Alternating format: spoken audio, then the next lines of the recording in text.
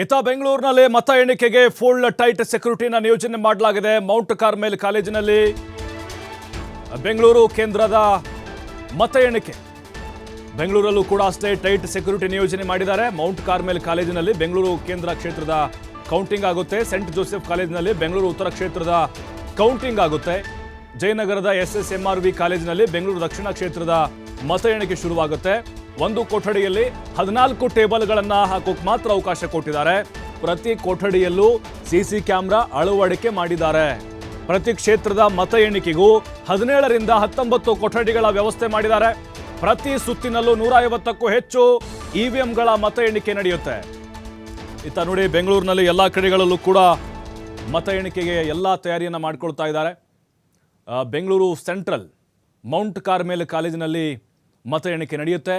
ಇನ್ನು Saint Joseph ಕಾಲೇಜಿನಲ್ಲಿ ಬೆಂಗಳೂರು ಉತ್ತರ ಕ್ಷೇತ್ರದ ಮತ ಎಣಿಕೆ ನಡೆಯುತ್ತೆ. ಜಯನಗರದ SSMRV ಕಾಲೇಜಿನಲ್ಲಿ ಬೆಂಗಳೂರು ಸೌತ್ ಅಂದರೆ ದಕ್ಷಿಣ ಕ್ಷೇತ್ರದ ಮತ ಎಣಿಕೆ ಕಾರ್ಯ ನಡೆಯಲಿದೆ.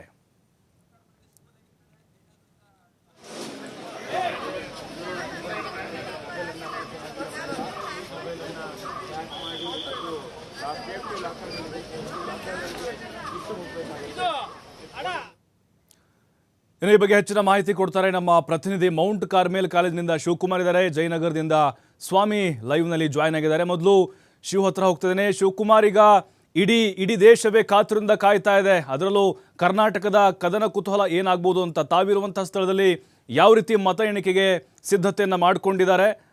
ಸ್ಟ್ರಾಂಗ್ ರೂಮ್ಗಳು ಓಪನ್ ಆಗ್ತಾ ಇದೀವಾ? ಹೇಗೆಲ್ಲ ಇದೆ ವ್ಯವಸ್ಥೆ ಅಂತ?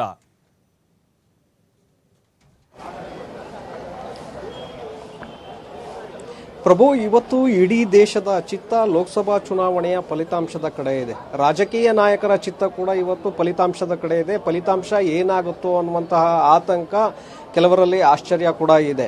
ಸೊ ಈಗಾಗಲೇ ಸರ್ವೆಗಳಲ್ಲೂ ಕೂಡ ಒಂದು ಕಡೆ ಒಂದು ಪಕ್ಷಕ್ಕೆ ಈಗ NDA ಮೈತ್ರಿಕೂಟ ಬರಬಹುದು ಅನ್ನುವಂಥ ಲೆಕ್ಕಾಚಾರಗಳಿದೆ. ಇದರ ನಡುವೆ ಕಾಂಗ್ರೆಸ್ ನಾಯಕರು ಇಂಡಿಯಾ ಮೈತ್ರಿಕೂಟ ಈ ಬಾರಿ ಅಧಿಕಾರಕ್ಕೆ ಬರುತ್ತೆ ಅನ್ನುವಂಥ ಒಂದು ವಿಶ್ವಾಸವನ್ನು ಇಟ್ಕೊಂಡಿದ್ದಾರೆ. ಹಾಗಾಗಿ ರಾಜ್ಯದ 28 ಲೋಕಸಭಾ ಕ್ಷೇತ್ರ ಕೂಡ ಸಾಕಷ್ಟು ಗಮನವನ್ನು ಸೆಳೀತಾ ಇದೆ. ಅದರಲ್ಲಿ ಬಹಳಷ್ಟು ಕಡೆ ಟಫ್ ಫೈಟ್ ಇದೆ. ಬೆಂಗಳೂರು ಗ್ರಾಮಾಂತರ ಇರಬಹುದು, ಹಾಗೆ ಬಾಗಲಕೋಟೆ ಮತ್ತು ಶಿವಮೊಗ್ಗದಲ್ಲಿ ಸಾಕಷ್ಟು ಟಫ್ ಫೈಟ್ ಇರುವಂತಹ ಕ್ಷೇತ್ರ. ನಾವು ಬೆಂಗಳೂರಿಗೆ ಸಂಬಂಧಪಟ್ಟಂತೆ ನಾವು ಈಗ ಬೆಂಗಳೂರು ಕೇಂದ್ರ ಲೋಕಸಭಾ ಕ್ಷೇತ್ರದ ಮತ ಎಣಿಕೆ ಇವತ್ತು ಮೌಂಟ್ ಕಾರ್ಮೆಲ್ ಕಾಲೇಜಿನಲ್ಲಿ ನಡೆಯುತ್ತೆ. ಈಗಾಗಲೇ ಸಾಕಷ್ಟು ಸಕಲ ಸಿದ್ಧತೆಗಳನ್ನು ಚುನಾವಣಾ ಆಯೋಗ ಮಾಡಿಕೊಂಡಿದೆ. ನಾವು ಮೌಂಟ್ ಕಾರ್ಮೆಲ್ ಕಾಲೇಜು ಮುಂಭಾಗ ನೋಡ್ತಾ ಇರಬಹುದು. ಸಾಕಷ್ಟು ಬಿಗಿ ಭದ್ರತೆಯನ್ನ ಇಲ್ಲಿ ಮಾಡಿರುವಂತದ್ದನ್ನು ಕೂಡ ನಾವು ಗಮನಿಸ್ತಾ ಇದ್ದೇವೆ. ಹೆಚ್ಚಿನ ಪೊಲೀಸ್ ಸಿಬ್ಬಂದಿಗಳನ್ನ ಇಲ್ಲಿ ನಿಯೋಜನೆ ಮಾಡಲಾಗಿದೆ. ಸೊ ಯಾವುದೇ ರೀತಿಯಾದಂತಹ ಅಹಿತಕರ ಘಟನೆಗಳು ನಡೀಬಾರದು ಅನ್ನುವಂತಹ ಕಾರಣಕ್ಕೆ ಹೆಚ್ಚಿನ ಒಂದು ಬಂದೋಬಸ್ತನ್ನು ಮಾಡಲಾಗಿದೆ. ಮತ್ತೆ ಯಾರಿಗೆ ಅಧಿಕೃತವಾಗಿ ಪಾಸ್ಗಳಿರುತ್ತೆ, ಆ ಪಾಸ್ ಇದ್ದಂಥವರಿಗೆ ಮಾತ್ರ ಇಲ್ಲಿ ಒಳಗಡೆ ಅವಕಾಶಗಳಿರುತ್ತೆ. ಹಾಗೆ ಚುನಾವಣಾ ಸಿಬ್ಬಂದಿ ಸುಮಾರು 415 ಚುನಾವಣಾ ಸಿಬ್ಬಂದಿಗಳು ಇಲ್ಲಿ ಮತ ಎಣಿಕೆ ಕಾರ್ಯದಲ್ಲಿ ಭಾಗವಹಿಸ್ತಾ ಇದ್ದಾರೆ. ಹಾಗಾಗಿ ಅವರ ಮೊಬೈಲ್ಗಳನ್ನು ಕೂಡ ಇಲ್ಲೇ ಗೇಟಿನ ಹೊರಗಡೆನೆ ಆ ಮೊಬೈಲ್ಗಳನ್ನು ಪಡೆದುಕೊಳ್ಳಲಾಗ್ತಾ ಇದೆ. ಯಾಕೆಂದರೆ ಮೊಬೈಲ್ಗಳನ್ನು ಒಳಗಡೆ ತೆಗೆದುಕೊಂಡು ಹೋಗೋದಕ್ಕೆ ಅವಕಾಶಗಳಿರೋದಿಲ್ಲ. ಮೊಬೈಲ್ಗಳನ್ನು ಹೊರಭಾಗದಲ್ಲೇ ಬಿಟ್ಟು ಹೋಗಬೇಕಾಗತ್ತೆ. ಮತ್ತು ಅವರಿಗೆ ಗುರುತಿನ ಚೀಟಿಯನ್ನು ಕೂಡ, ಯಾರು ಮೊಬೈಲ್ ಇರುತ್ತೆ ಅವರಿಗೆ ಗುರುತಿನ ಚೀಟಿಯನ್ನು ಕೂಡ ಕೊಡಲಾಗಿರುತ್ತೆ. ಮತ ಎಣಿಕೆ ಕಾರ್ಯ ಮುಗಿದ ನಂತರ ಆ ಮೊಬೈಲ್ಗಳನ್ನು ಅವರಿಗೆ ವಾಪಸ್ ಕೊಡಲಾಗತ್ತೆ. ಸೊ ಸಾಕಷ್ಟು ಬಿಗಿ ಭದ್ರತೆಯನ್ನು ಇಟ್ಕೊಂಡಿರುವಂಥದ್ದು. ಪೊಲೀಸ್ ಪ್ರತಿಯೊಬ್ಬರನ್ನು ಕೂಡ ಪೊಲೀಸ್ ಸಿಬ್ಬಂದಿಗಳು ತಪಾಸಣೆಯನ್ನು ಮಾಡಿ, ಪರಿಶೀಲನೆಯನ್ನು ಮಾಡಿ ಅವರನ್ನು ಒಳಗಡೆ ಬಿಡ್ತಾ ಇರುವಂಥದ್ದು. ಅಂದರೆ ಮತ ಎಣಿಕೆ ಕಾರ್ಯದಲ್ಲಿ ತೊಡಗುವಂತಹ ಚುನಾವಣಾ ಸಿಬ್ಬಂದಿಗಳು, ಹಾಗೆ ಬೂತ್ ಏಜೆಂಟ್ರುಗಳು ಯಾರಿರ್ತಾರೆ ಮತ ಎಣಿಕೆಯಲ್ಲಿ, ಆ ಪಕ್ಷಗಳ ಏಜೆಂಟ್ರುಗಳನ್ನು ಕೂಡ ಪರಿಶೀಲನೆ ಮಾಡಿ ಪ್ರತಿಯೊಬ್ಬರ ಒಂದು ಎಲ್ಲವನ್ನೂ ಕೂಡ ಚೆಕ್ ಮಾಡಿ, ಜಾಬ್ಗಳಲ್ಲಿ ಏನಾದರೂ ಇದೆಯಾ, ಮೊಬೈಲ್ಗಳಿದೆಯಾ, ಅಥವಾ ಏನಾದರೂ ಬೇರೆ ರೀತಿಯಾದಂಥ ವಸ್ತುಗಳನ್ನು ತೆಗೆದುಕೊಂಡು ಬರ್ತಾ ಇದ್ದಾರಾ, ಪ್ರತಿಯೊಂದು ಕೂಡ ಇಲ್ಲಿ ತಪಾಸಣೆಯನ್ನು ಮಾಡಲಾಗುತ್ತೆ. ಹಾಗೆ ನಾವು ಗಮನಿಸಿದ ಹಾಗೆ ಹೆಚ್ಚಿನ ಒಂದು ಭದ್ರತೆಯನ್ನ ಈ ಕೇಂದ್ರದಲ್ಲಿ ಮತ ಎಣಿಕೆ ಶಿವಕುಮಾರ್ ಮತ್ತೆ ಬರ್ತೀನಿ ಮಾತ್ರ. ಈಗ ಸ್ವಾಮಿ ಇದ್ದಾರೆ ಜಯನಗರದಿಂದ. ಸ್ವಾಮಿ, ತಾವಿರುವಂತಹ ಸ್ಥಳದಲ್ಲಿ ಯಾವ ರೀತಿ ಸಿದ್ಧತೆನ ಮಾಡಿಕೊಳ್ಳಲಾಗ್ತಾ ಇದೆ ಕೌಂಟಿಂಗ್ಗೋಸ್ಕರ? ಸದ್ಯಕ್ಕೆ ಅಲ್ಲಿ 8 ಗಂಟೆಯಿಂದ ಸ್ಟ್ರಾಂಗ್ ರೂಮ್ ಓಪನ್ ಆದರೆ ಎಷ್ಟು ಗಂಟೆ ಒಳಗಡೆ ನಮಗೆ ಅಲ್ಲಿಂದ ಚಿತ್ರಣ ಸಿಗ್ಬೋದು?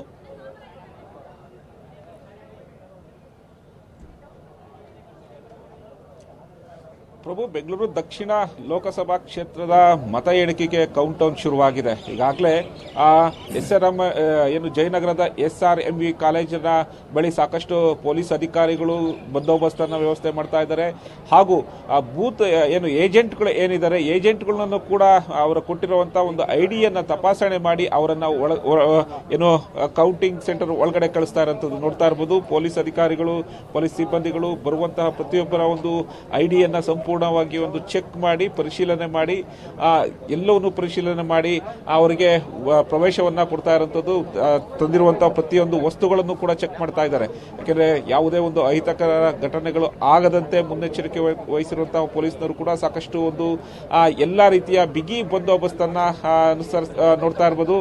ಬರುವಂತ ಎಲ್ಲ ಒಂದು ಚೆಕ್ ಮಾಡ್ತಾ ಇರುವಂಥದ್ದು. ಪ್ರಮುಖವಾಗಿ ಪ್ರಭು, ಇವತ್ತಿನ ದಕ್ಷಿಣ ಲೋಕಸಭಾ ಕ್ಷೇತ್ರದ ಒಂದು ಚುನಾವಣೆ ಸಾಕಷ್ಟು ಬಿಜೆಪಿ ಹಾಗೂ ಕಾಂಗ್ರೆಸ್ ನಡುವೆ ನೇರ ಹಣಾಹಣಿ ಅಂತಾನೆ ಹೇಳ್ಬೋದು. ಯಾಕೆಂದ್ರೆ ಬಿಜೆಪಿ ಭದ್ರಕೋಟೆಯಲ್ಲಿ ಈ ಬಾರಿ ಕಾಂಗ್ರೆಸ್ ಕಮಲ್ ಮಾಡುತ್ತಾ ಎಂಬ ಲೆಕ್ಕಾಚಾರಗಳನ್ನ ಇಟ್ಕೊಂಡಿರುವಂತಹ ಕಾಂಗ್ರೆಸ್ ನಾಯಕರು ಸಾಕಷ್ಟು ಒಂದು ಎಫರ್ಟ್ ಕೂಡ ಹಾಕಿದ್ದಾರೆ. ಯಾಕೆಂದ್ರೆ ಬೆಂಗಳೂರು ದಕ್ಷಿಣ ಲೋಕಸಭಾ ಕ್ಷೇತ್ರ ಬಿಜೆಪಿ ಭದ್ರಕೋಟೆ. ಹಾಗಾಗಿ ಈ ಬಿಜೆಪಿ ಭದ್ರಕೋಟೆಯನ್ನ ಹೇಗೆ ಭೇದಿಸಬೇಕು ಎಂಬ ಲೆಕ್ಕಾಚಾರವನ್ನು ಇಟ್ಕೊಂಡು ಮಾಜಿ ಶಾಸಕಿಯಾದಂತಹ ಸೌಮ್ಯ ರೆಡ್ಡಿ ಅವರಿಗೆ ಈ ಬಾರಿ ಅವಕಾಶ ಕೊಟ್ಟಿದ್ರು, ಕಣಕ್ಕಿಳಿಸಲಾಗಿತ್ತು. ಅವರಿಗೆ ಸಾಥ್ ನೀಡೋದಕ್ಕೆ ಅವರ ತಂದೆಯಾದಂತಹ ರಾಮಲಿಂಗಾರೆಡ್ಡಿ ಅವರು ಕೂಡ ಸಾಕಷ್ಟು ಒಂದು ಎಫರ್ಟ್ ಹಾಕಿದ್ದಾರೆ. ಯಾಕೆಂದ್ರೆ ಹಿರಿಯ ರಾಜಕೀಯ ಪಟು ಅಂತಾನೆ ಹೇಳ್ಬೋದು, ಸಚಿವರಾಗಿದ್ದಾರೆ, ಸಾಕಷ್ಟು ಅನುಭವ ಇದೆ. ಈ ಕ್ಷೇತ್ರದಲ್ಲೂ ಕೂಡ ತಮ್ಮದೇ ಆದಂತಹ ಒಂದು ಬಿಗ್ಗೆ ಹಿಡಿತಾ ಇದೆ. ಹಾಗೂ ಈ ಕ್ಷೇತ್ರಕ್ಕೆ ಬರುವಂತ ಲೋಕಸಭಾ ಕ್ಷೇತ್ರಕ್ಕೆ ಬರುವಂತಹ BTM ಲೇಔಟ್ನಲ್ಲಿ ಅವರು ಕೂಡ ಶಾಸಕರಾಗಿದ್ದಾರೆ. ಹಾಗಾಗಿ ಈ ಬಾರಿ ಕಾಂಗ್ರೆಸ್ ಅಭ್ಯರ್ಥಿಯನ್ನ ಬಿಜೆಪಿ ಭದ್ರಕೋಟೆಯಾಗಿರುವಂತಹ ದಕ್ಷಿಣ ಲೋಕಸಭಾ ಕ್ಷೇತ್ರದಲ್ಲಿ ಗೆಲ್ಲಿಸಿಕೊಳ್ಳಲೇಬೇಕು ಎಂಬ ಒಂದು ಎಲ್ಲಾ ಸಿದ್ಧತೆಗಳನ್ನ ಮಾಡಿಕೊಂಡಿದ್ದಂತಹ ಒಂದು ಕಾಂಗ್ರೆಸ್ ಒಂದು ಸೌಮ್ಯ ರೆಡ್ಡಿ ಅವರಿಗೆ ಅವಕಾಶ ಕೊಟ್ಟಿತ್ತು. ಮತ್ತೊಂದು ಕಡೆ ಬಿಜೆಪಿಯಿಂದ ಎರಡನೇ ಬಾರಿ ಅದೃಷ್ಟ ಪರೀಕ್ಷೆಗಳಿರುವಂತಹ ತೇಜಸ್ವಿ ಸೂರ್ಯ ಅವರು ಈ ಬಾರಿ ಕೂಡ ಸ್ಪರ್ಧೆ ಮಾಡಿರುವಂತದ್ದು. ಬಿಜೆಪಿ ಭದ್ರಕೋಟೆಯಲ್ಲಿ ಒಂದು ಕಡೆ ಕಾಂಗ್ರೆಸ್, ಮತ್ತೊಂದು ಕಡೆ ಬಿಜೆಪಿ. ಈ ಬಾರಿ 2024ರ ಚುನಾವಣೆಗೆ ಮತದಾರ ಯಾರ ಕಡೆ ಒಲ್ದಿದ್ದಾನೆ ಅನ್ನೋದು ಕೂಡ ಸಾಕಷ್ಟು ಕುತೂಹಲ ಮೂಡಿಸ್ತಾ ಇದೆ. ಯಾಕೆಂದ್ರೆ ಈಗಾಗಲೇ ಮತ ಎಣಿಕೆಗೆ ಎಲ್ಲ ಸಿದ್ಧತೆಗಳು ಕೂಡ ಆಗಿದೆ. ಹಾಗಾಗಿ ಮತ ಎಣಿಕೆಗೆ ಕೌಂಟ್ ಡೌನ್ ಕೂಡ ಶುರುವಾಗಿದೆ. ಯಾರು ಗೆಲ್ತಾರೆ ಅನ್ನೋದು ಕೂಡ ಸಾಕಷ್ಟು ಕುತೂಹಲ ಮೂಡಿಸ್ತಾ ಇದೆ. ಬೇಕಾದಂತಹ ಎಲ್ಲ ವ್ಯವಸ್ಥೆಗಳನ್ನ ಕೂಡ ಪೊಲೀಸ್ ಅಧಿಕಾರಿಗಳು ಹಾಗೂ ಇತರ ಅಧಿಕಾರಿಗಳು ಕೂಡ ಸೇರಿ ಮಾಡ್ಕೊಂಡಿರುವಂತದ್ದು. ಪ್ರಭು, ಓಕೆ ಸ್ವಾಮಿ, ಹಾಗೇ ಮತ್ತೆ ಬರ್ತೀನಿ ನಿಮ್ಮ ಹತ್ರ. ಇನ್ನು ಶಿವಕುಮಾರ್, ಈಗ ನಮಗೆ ಸ್ಪಷ್ಟವಾಗಿ ಈಗ 8 ಗಂಟೆಗೆ ಸ್ಟ್ರಾಂಗ್ ರೂಮ್ಗಳು ಓಪನ್ ಆಗಿ EVM ಮಷಿನ್ಗಳು ಓಪನ್ ಆಗಿ ಕೌಂಟಿಂಗ್ ಶುರುವಾಯಿತು ಅಂತ ಹೇಳಿದ್ರೆ, ಈಗ 10 ಗಂಟೆ ಒಳಗಡೆ ಕಂಪ್ಲೀಟ್ ಟ್ರೆಂಡ್ ಯಾವ ಕಡೆ ಅನ್ನೋದು ನಮಗೆ ಕ್ಲಿಯರ್ ಆಗಬಹುದಾ? ಜೊತೆಗೆ ಈಗ ರೌಂಡ್ಸ್ಗಳಿಗೆ ಬರೋದಾದರೆ ನಾವು ಈಗ ಕೆಲವೊಂದು ಕಡೆ ಗರಿಷ್ಠ ವೋಟಿಂಗ್ ಆಗಿದೆ ಅಲ್ವಾ, ರೌಂಡ್ಸ್ಗಳು ಹೇಗಿರುತ್ತೆ ಮತ್ತು ಅಲ್ಲಿ EVM ಮಷಿನ್ಗಳ ಓಪನ್ ಯಾವ ಥರದ ಪ್ರಕ್ರಿಯೆಗಳು ನಡೆಯುತ್ತೆ ಅಂತ ಕೊಠಡಿ ಒಳಗಡೆ?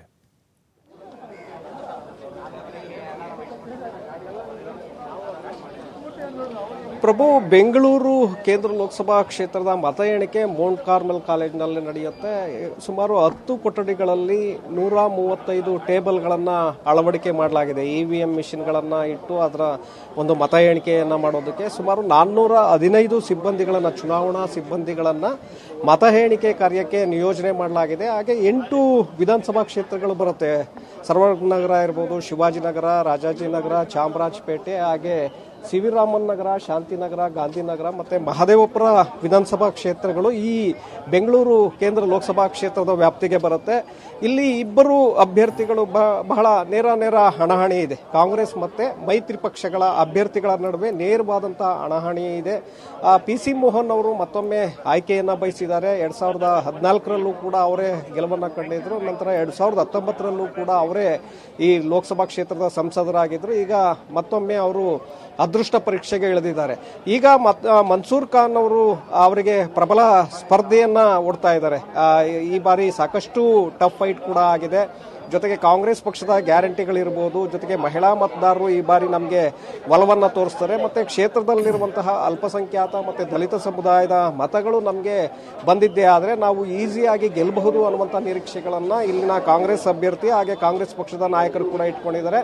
ಮತ್ತೊಮ್ಮೆ ಮೋದಿಯವರ ಅಲೆ ಮತ್ತು ಕೇಂದ್ರದ ಸಾಧನೆಗಳು ನನ್ನನ್ನು ಕೈ ಹಿಡಿಯುತ್ತೆ ಅಂತೇಳಿ PC ಮೋಹನ್ ಅವರು ಕೂಡ ವಿಶ್ವಾಸವನ್ನು ಇಟ್ಕೊಂಡಿದ್ದಾರೆ. 8 ಗಂಟೆಗೆ ಮತ ಎಣಿಕೆ ಪ್ರಕ್ರಿಯೆ ಶುರುವಾಗುತ್ತೆ. ಅದಕ್ಕೂ ಮೊದಲು ಸ್ಟ್ರಾಂಗ್ ರೂಮ್ಗಳನ್ನು ಓಪನ್ ಮಾಡಲಾಗುತ್ತೆ. EVM ಮಿಷಿನ್ಗಳನ್ನು ಸಿಬ್ಬಂದಿಗಳು ಮತ ಎಣಿಕೆ ನಡೆಯುವಂತಹ 10 ಕೊಠಡಿಗಳು ಏನಿದೆ ಅಲ್ಲಿ ಟೇಬಲ್ಗಳನ್ನು ಹಾಕಲಾಗಿದೆ. ಆ ಟೇಬಲ್ಗಳ ಮೇಲೆ ಅದನ್ನು EVM ಮಿಷಿನ್ಗಳನ್ನು ಜೋಡಿಸಲಾಗುತ್ತೆ. ನಂತರ ಮತ ಎಣಿಕೆ ಕಾರ್ಯವನ್ನ ಪ್ರಾರಂಭ ಮಾಡ್ತಾರೆ. ಅದಕ್ಕೂ ಮೊದಲು ಅಂಚೆ ಮತಗಳನ್ನು ಎಣಿಕೆ ಮಾಡಲಾಗುತ್ತೆ. ಎಷ್ಟು ಯಾವ ಅಭ್ಯರ್ಥಿಗೆ ಎಷ್ಟು ಮತಗಳು ಬಂದಿದೆ ಅನ್ನುವಂಥದ್ದನ್ನು ಎಣಿಕೆ ಮಾಡಲಾಗುತ್ತೆ. ಆ ನಂತರದಲ್ಲಿ EVM ಮಿಷಿನ್ಗಳ ಮತ ಎಣಿಕೆಯನ್ನ ಮಾಡಲಾಗುತ್ತೆ.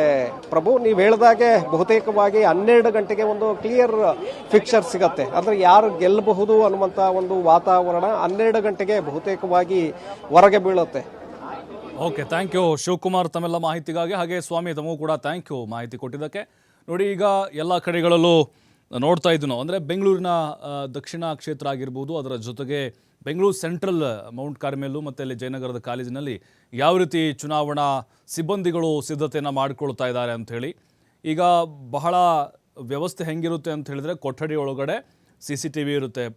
CCTV ಕೊಠಡಿಗೆ ಒಂದಲ್ಲ, ಆ ಒಂದು ಟೇಬಲ್ ಇರುತ್ತಲ್ಲ, ಟೇಬಲ್ಗೆ ಒಂದೊಂದು CCTV ಅಳವಡಿಕೆ ಮಾಡಿದ್ದಾರೆ. ಅಂದರೆ ಅಷ್ಟು ಭದ್ರತೆಯಲ್ಲಿ EVM ಮಷಿನ್ಗಳನ್ನು ಓಪನ್ ಮಾಡಲಾಗುತ್ತೆ, ಕೌಂಟಿಂಗ್ ನಡೆಸಲಾಗುತ್ತೆ.